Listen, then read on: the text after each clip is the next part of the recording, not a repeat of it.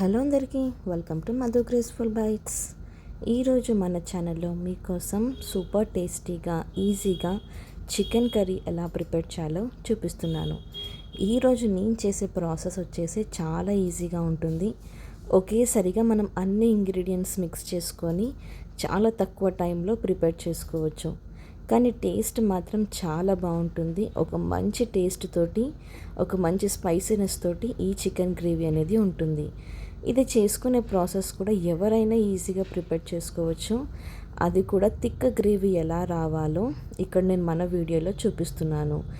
ఇది చికెన్ వచ్చేసి చాలా టెండర్గా, చాలా సాఫ్ట్గా కూడా ఉంటుంది. ఈ సూపర్ టేస్టీ అయిన థిక్ గ్రేవీ చికెన్ కర్రీ ఎలా ప్రిపేర్ చేయాలో ఇప్పుడు మనము చూసేద్దాం రండి.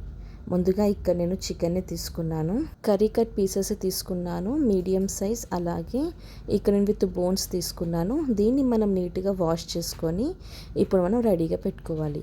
ఇప్పుడు ఈ చికెన్లోకి ఇక్కడ నేను ముందుగా 1 టీ స్పూన్ వరకు ధనియాల పొడిని యాడ్ చేసుకోవాలి. ధనియాల పొడి వేసుకున్న తర్వాత అలాగే 1/2 టీ స్పూన్ వరకు జీలకర్ర పొడిని యాడ్ చేసుకోవాలి. అలాగే మంచి స్పైసీనెస్ కోసం ఇక్కడ నేను 1.5 టీ స్పూన్ వరకు కారంని, అలాగే రుచికి సరిపడంత ఉప్పుని కూడా వేసుకోవాలి. తర్వాత చిటికెడు పసుపుని కూడా యాడ్ చేసుకోవాలి. ఈ విధంగా పసుపు వేసుకున్న తర్వాత 1.5 టీ స్పూన్ వరకు అల్లం వెల్లుల్లి పేస్ట్ని యాడ్ చేసుకోవాలి.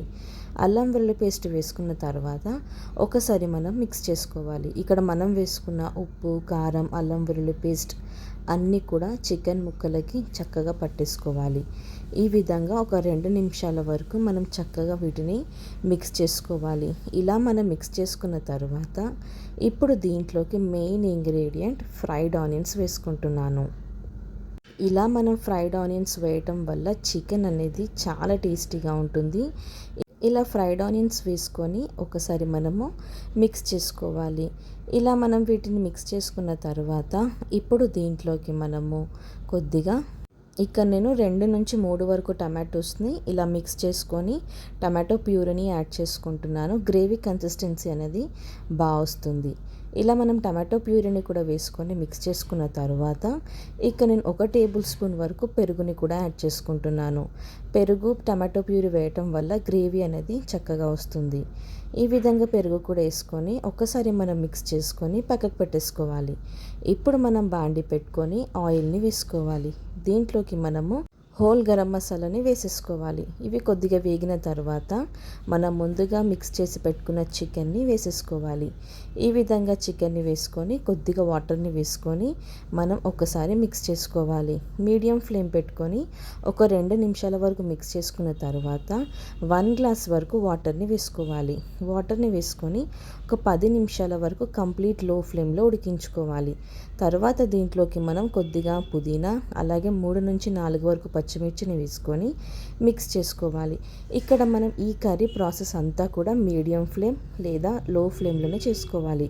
అప్పుడే మనకి థిక్ గ్రేవీ అనేది వస్తుంది. ఎక్కువగా వాటర్ యాడ్ చేయకుండా మనం ప్రిపేర్ చేసుకోవాలి. ఇప్పుడు ఒక 15 మినిట్స్ కంప్లీట్ లో ఫ్లేమ్లో ఉడికించుకున్న తర్వాత ఇది మనకి చక్కగా ఉడికిపోతుంది పర్ఫెక్ట్గా. లాస్ట్లో మనం కొద్దిగా కొత్తిమీర వేసుకొని మిక్స్ చేసుకొని దీన్ని మనం సర్వ్ చేసుకోవటమే.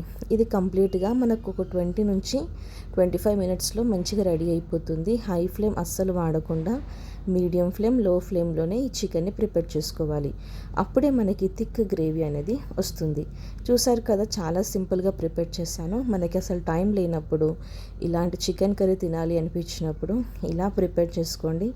చాలా టేస్టీగా ఉంటుంది. ఇది మెయిన్గా మనకి రోటీస్లోకి, పుల్కాలోకి, బగారా రైస్లోకి చాలా బాగుంటుంది. ఇంత టేస్టీ అయిన ఈ చికెన్ గ్రేవీ మీరు కూడా మీ ఇంట్లో తప్పకుండా ట్రై చేయండి. మీరు ట్రై చేశాక మీకు ఎలా కుదిరిందో కూడా మధు గ్రేస్ఫుల్ బైట్స్ ఛానల్లో కామెంట్ చేయడం మాత్రం అస్సలు మర్చిపోకండి. ఇంకా నాన్ వెజ్ రెసిపీస్ మన ఛానల్లో ఎన్నో ఉన్నాయి. ఆ రెసిపీ లింక్ వచ్చేసి డిస్క్రిప్షన్ బాక్స్లో పెట్టాను, చూసేయండి. Thank you for watching Madhu graceful bites. Like, share, subscribe. Bye.